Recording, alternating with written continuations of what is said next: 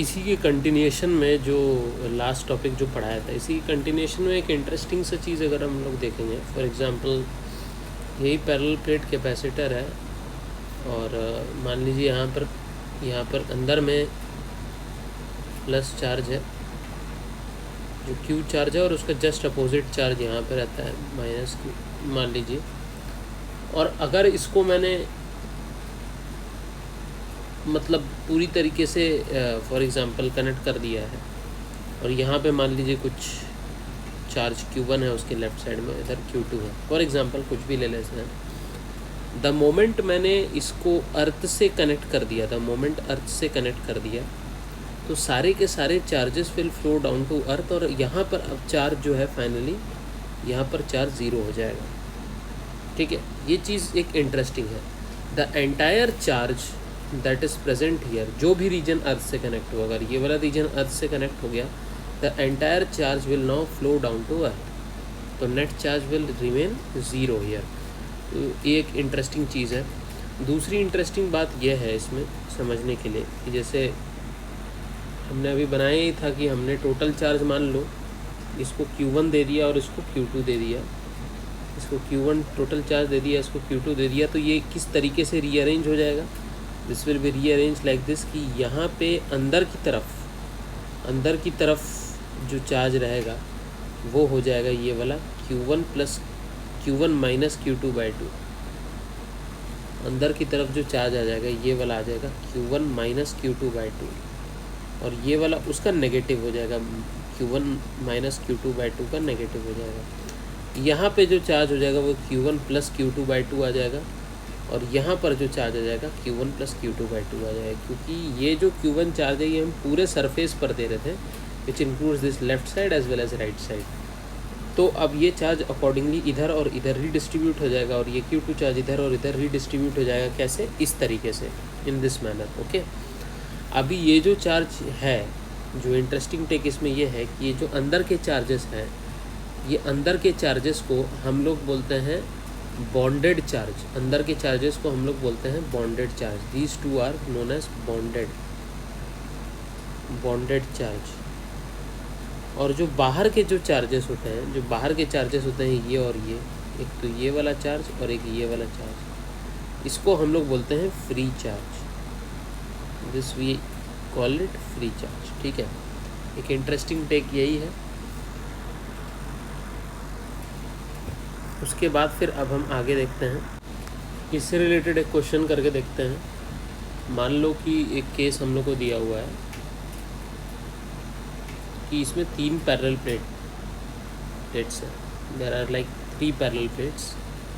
एक interesting question ये है, मान लो कि इसका चार्ज मैं अगर मान लो 1 कूलम दे दूँ, इसके चार्ज को मान लीजिए हम लोग -2 कूलम दे दूँ, और इसके चार्ज को मान लीजिए मैं 4 कूलम दे दूँ।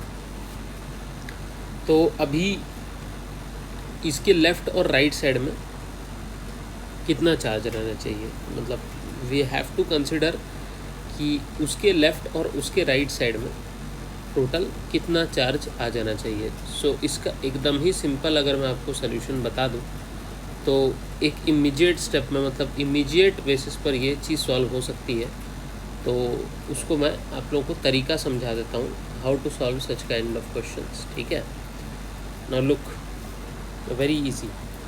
जो लेफ़्ट साइड में बेटा जी जो रहेगा, ये रहेगा टोटल, इन तीनों पे जो टोटल चार्ज है, इन तीनों का सम डिवाइडेड बाय 2, तो Q टोटल अपॉन 2, यही रहेगा इसका आंसर। अब ये क्या है, 1 coulomb plus -2 coulomb plus 4 coulomb divided by 2 बेटा, और ये हो जाएगा 3/2 कूलम।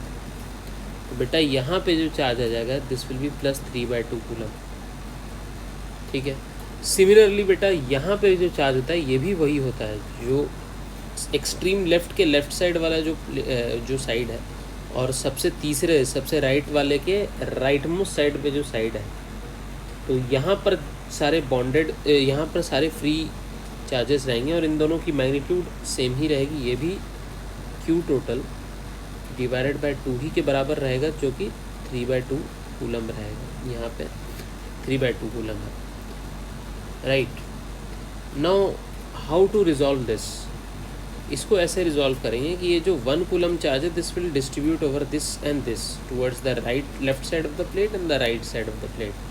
तो बेटा अगर मैं इसको x दे दूँ तो मुझे एक चीज़ तो पता है कि 1 कूलम बराबर 3/2 कूलम प्लस x, क्योंकि ये जो 1 कूलम गया है ये this is catering to this as well as this, right. तो उसी तरीके से अगर मैं देखूँगा x की वैल्यू बेटा जी कितना आ जाएगा, ये आ जाएगा -0.5 coulomb. If you can just see बेटा x की वैल्यू यहाँ पर आ गया -0.5 कूलम, ठीक है। अभी एक और प्रॉपर्टी हम लोग को पता है कि जितनी चार्ज इधर रहती है उसका ठीक नेगेटिव इधर रहता है बेटा, उसका ठीक नेगेटिव इधर रहता है। तो अगर बेटा ये -0.5 कूलम है तो ये +0.5 कूलम आ जाएगा, ठीक है। ये +0.5 कूलम आ गया। अब अगेन देखो इस सरफेस में -2 कूलम है, इधर +0.5 कूलम है। तो इसको मेंटेन करने के लिए देखो, इसको मेंटेन करने के लिए -2 = लेफ्ट साइड वाला 0.5 है प्लस इसको y ले लो तो प्लस y, तो y की वैल्यू बेटा -2.5 आ जाएगी, if you can agree on this. तो यहाँ पर ये -2.5 कूलम है, तो हमें ये पता है कि जितना चार्ज इधर है ठीक उसका नेगेटिव इसके इस साइड आ जाएगा। तो अगर ये -2.5 है बेटा तो ये वाला जो साइड है इस पर +2.5 कूलम आ जाएगा, +2.5 कूलम आ जाएगा ना, आ गया +2.5। अब यहाँ पर इसको सॉल्व करने के, यहाँ वाले चार्ज को निकालने के 2 तरीके हैं। एक तो Q total/2 से भी 1.5 कूलम आ रहा है, दूसरा यहाँ से भी देख सकते हो ये 4 कूलम जो है, 4 विल बी इक्वल टू इसका जो +2.5 कूलम है प्लस इसको Z ले लो Z, तो Z की वैल्यू बट नेचुरली 1.5 कूलम आ रही है, तो ये 1.5 कूलम ही तो है। So this has indeed made our problem extremely easy. और इस तरीके से हम इस टाइप के क्वेश्चंस को जहाँ पे 3 कैपेसिटर्स, जहाँ पे 3 पैरेलल प्लेट्स लगे हुए हैं, उसको हम लोग बहुत ही आराम से इसको सॉल्व कर सकते हैं, ठीक है। अब ये तो कंसेप्ट इजी है ना। अगर 4 कैपेसिटर्स आ जाते हैं तो भी कर लेते हैं। मान लीजिए यहाँ पे 4 आ गया तो भी कर लेते हैं। यहाँ पे मान लो टोटल चार्ज Q1 दे दिया है, यहाँ Q2 दे दिया है, Q3 दे दिया है, Q4 दे दिया, मान लीजिए इस टाइप का क्वेश्चन है। तो यहाँ बेटा जी कितना आ जाएगा, ये Q टोटल मतलब Q1 + Q2 + Q3 + Q4 divided by 4 आ जाएगा, सॉरी डिवाइडेड बाय 2 आ जाएगा, टोटल चार्ज बाय 2। यहाँ पे भी वही आ जाएगा Q1 + Q2 + Q3 + Q4 divided by 2। इसको आप कितना ले लें, इसको x ले लें तो बेटा जी ये -x हो जाएगा, ठीक है। और ये कितना आ जाएगा, ये Q2 + x आ जाएगा, और ये नेगेटिव हो जाएगा ये वाला उसका -Q2 + x, ठीक है। फिर इसको क्या आ जाएगा, ये वाला आ जाएगा Q3 - Q2 + x, ठीक है। और ये ठीक जैसे इसको अगर y ले लिया तो ये -y आ जाएगा। ऐसे सॉल्व करके आप इसको आराम से निकाल सकते हो, तो that's not a big deal. हाँ, ये इंटरेस्टिंग टेक है कि x की वैल्यू कितनी आ जाएगी, टोटल चार्ज Q1 है जो कि इधर इन दोनों में डिस्ट्रीब्यूट हो गया, वैसे निकाल लोगे। तो these are the simple techniques जिससे कि हम इसको इस टाइप के पैरेलल प्लेट्स पे जो चार्जेस होते हैं कितना डिस्ट्रीब्यूट हो जाते हैं वो निकाल सकते हैं, ठीक है। अब एक इंटरेस्टिंग टेक आता है, व्हाट हैपन्स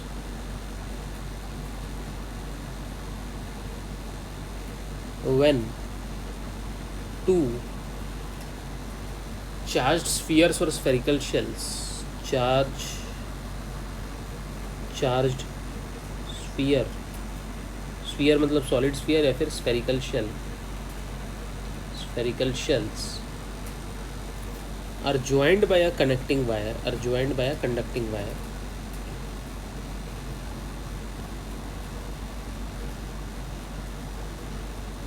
अगर ये कंडक्टिंग वायर से ज्वाइंट रहेगा तो फिर एक इंटरेस्टिंग टेक ये आता है कि भाई इस केस में मतलब कि होगा क्या, what actually happens, okay. For example अब मतलब ये सारे ही केस के लिए वैलिड होगा, ओके। हम एक सिंपल केस देख रहे हैं, सिंपल केस है, इसलिए कोई ऐसा नहीं कि आपको फॉर्मूला रटना है, याद करना है, कंसेप्ट समझना है, ठीक है। सिंपल केस है कि मान लो एक स्फेरिकल शेल है और दूसरा स्फेरिकल शेल है, एक स्फेरिकल शेल का मान लो बेटा रेडियस r1 है, दूसरे स्फेरिकल का शेल का रेडियस r2 है। इस पे मान लो आपने चार्ज q1 दे दिया है, इस पे मान लो चार्ज q2 दे दिया है। अब क्या कह दिया है कि ये जो दो मान लो दो स्फेरिकल शेल्स थे, ठीक है, इसको आपने एक कंडक्टिंग वायर से ज्वाइन कर लिया। You have join them by conducting wire. आपने इसको ज्वाइन कर लिया, एक बार कंडक्टिंग वायर से ज्वाइन कर लिया। तो इसके बाद बेसिकली होता क्या है, ठीक है, इसको नोट करना है। नोट करें। इसमें लिखेंगे कि after joining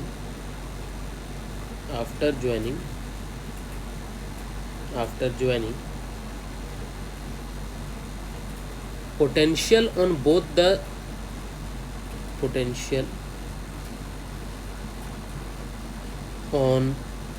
both the spheres या spherical shells और shells must be equal। यही कंसेप्ट है और ये एक्सट्रीमली इम्पॉर्टेंट है।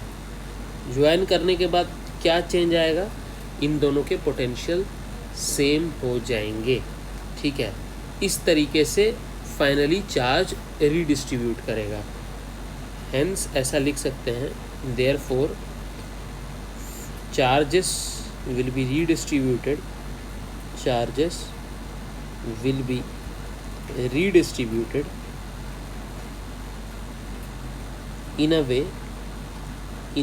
in such a way that makes their potential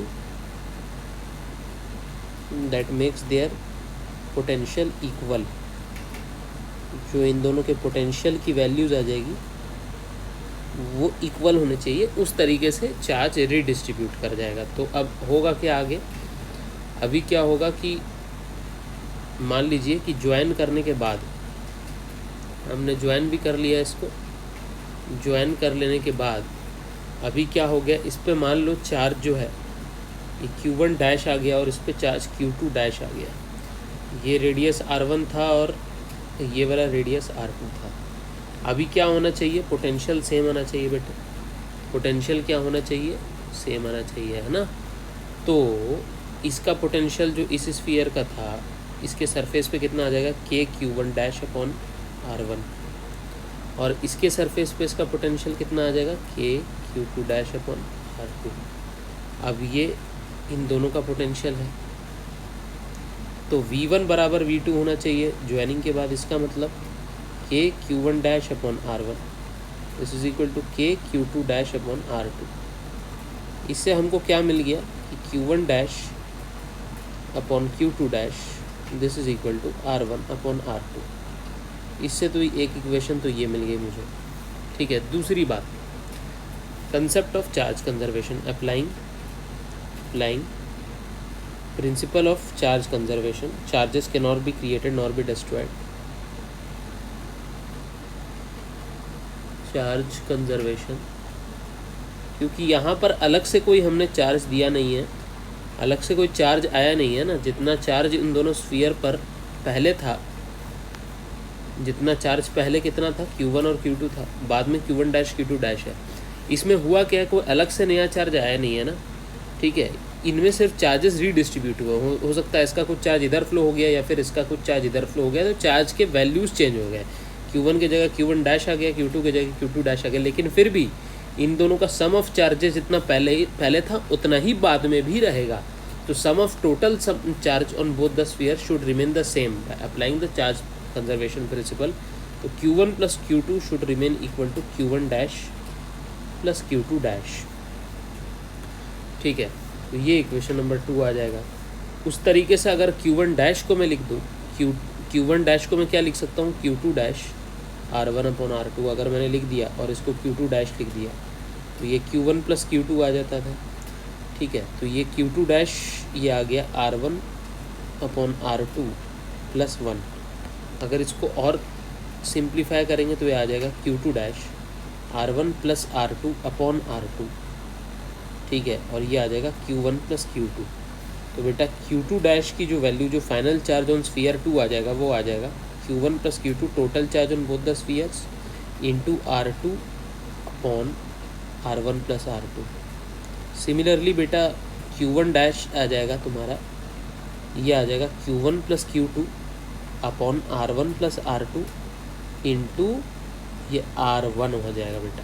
ठीक है, इसको हम सॉल्व कर सकते हैं। Q2 डैश की वैल्यू हमें पता है कि Q2 डैश है, हाँ सॉरी, ये Q1 डैश की वैल्यू कितनी आ जाएगी, Q1 डैश की value Q2 dash into R1 upon R2। अगर इतना कर देंगे, इसको अप्लाई कर देंगे, इसको अगर इस टर्म को Q2 डैश को अगर R1 अपॉन R2 से मल्टीप्लाई कर देंगे तो Q1 डैश की वैल्यू आ जाएगी।